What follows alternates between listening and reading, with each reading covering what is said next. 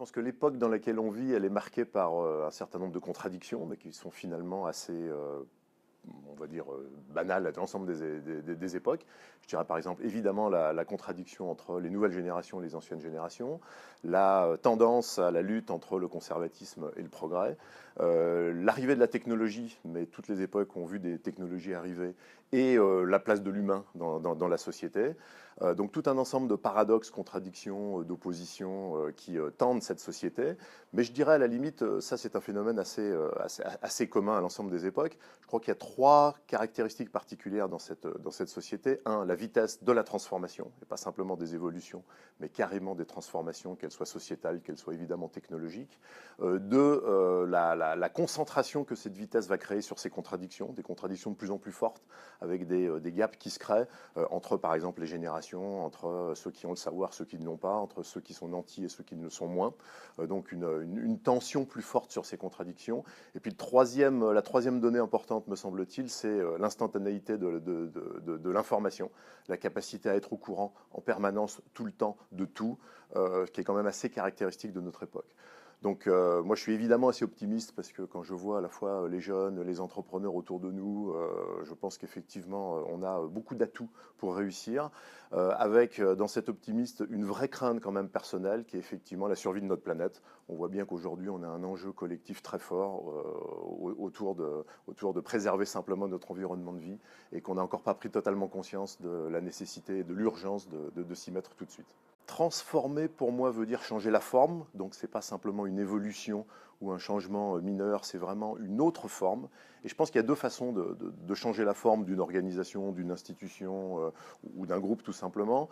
Une première façon, c'est de penser un peu le grand soir, c'est-à-dire d'être complètement en rupture, de casser les normes, d'avoir une vision de l'impossible, de pouvoir penser en dehors de la boîte, comme on dit rapidement, d'amener de la radicalité, donc d'être un peu sur cette anticipation et cette vision d'un futur nouveau.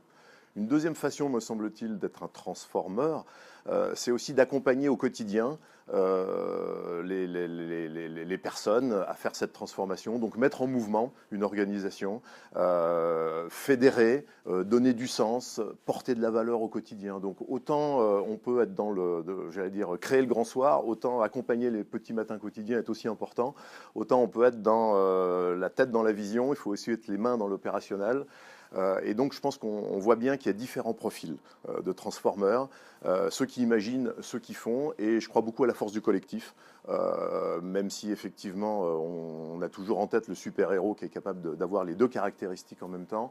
Moi je crois beaucoup à la complémentarité des profils et que la transformation est un phénomène collectif. Alors on a une formule qu'on aime bien à EM Lyon qui est de dire que la formation reproduit le passé et la transformation prépare l'avenir. Donc on a l'ambition de passer d'une logique de simple formation au sens de reproduction et transmission du savoir du passé, qui est évidemment certes important, mais qui ne suffira pas à résoudre les enjeux du futur.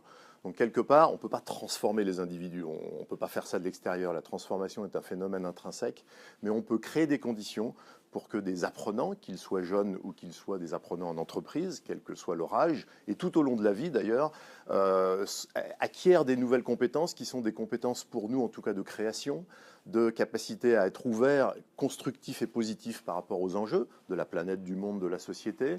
Et notre travail n'est pas tant encore une fois de porter des connaissances, mais plutôt de les aider à être créatifs, à être imaginatifs, à se lancer à l'action tout de suite, sans forcément avoir l'ensemble des informations d'une situation, à penser systémique, pas être juste simplement non plus dans une discipline cloisonnée et silotée.